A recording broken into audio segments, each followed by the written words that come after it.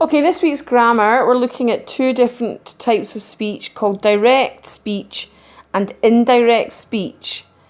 Okay, now direct speech is at the top here, and the example in red, it says, my favourite pizza is Italian sausage and black olives, said Francis. Okay, and the words that Francis actually said are inside the speech marks, the inverted commas, and said Francis is separate from that on its own at the end. That is an example of direct speech.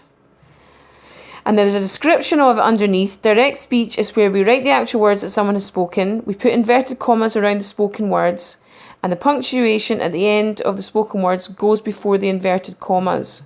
When a new person speaks, we take a new line. Okay? So that is what we looked at quite in detail at the end of last term.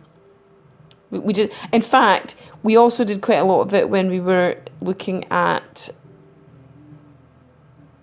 I want to say holes, but maybe it was there's a boy in the girls' bathroom. That's bad that I can't remember. Okay. Indirect speech is different. So there's an example in red. Frances said her favourite pizza is Italian sausage and black olives. Indirect speech is where we write about what a person has said. So we haven't written our actual words. We don't use the actual words, so we don't need the inverted commas. We don't need speech marks. And we don't need to take a new line for a new speaker. Okay, so there's an example here.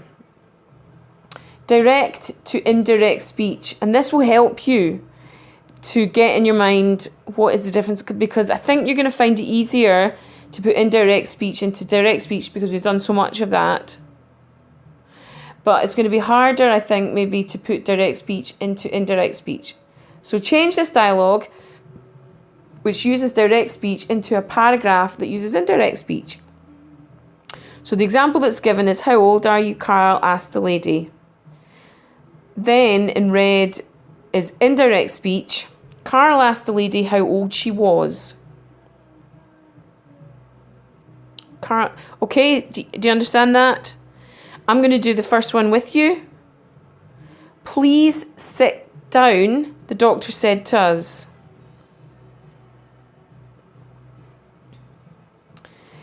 So there are several ways that you can say this. And you could say, for example, the doctor asked us to sit down. You could also say the doctor politely asked us to sit down because he used the word please. So that's what makes it polite. You could say the doctor pleaded with us to sit down. That's a bit strong, because if you think of somebody pleading with you, you think they're really going, please, please, I need you to sit down. But it's just that he used the word please there. You could also say the doctor asked us if we would sit down. The doctor told us to sit down. Okay? So there's different ways that you can say that. You might even have thought of a better one yourself. So I'm going to say that there's going to be more than one correct answer to these. Let's go to the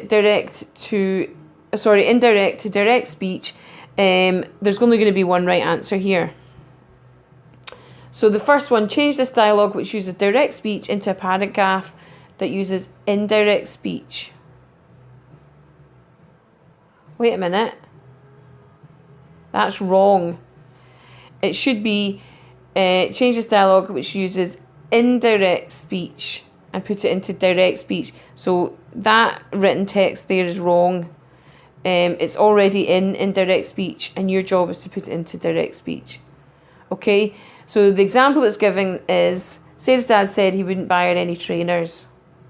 Okay, I won't buy you any trainers, said Sarah's dad. Actually, there is another way that you could write that, which is, I won't buy you any trailers, Sarah, said her dad. Okay? Mrs. Smith cried. So number one, Mrs. Smith cried that she had lost her ring. Mrs. Smith cried, I've lost my ring. Now, I'm not gonna give you the answer to this, but I'm gonna point out the word cried there. And you might want to think about your punctuation. What the word cried might imply. Okay? So that's your direct, indirect speech, which you can show me on your answers on Seesaw.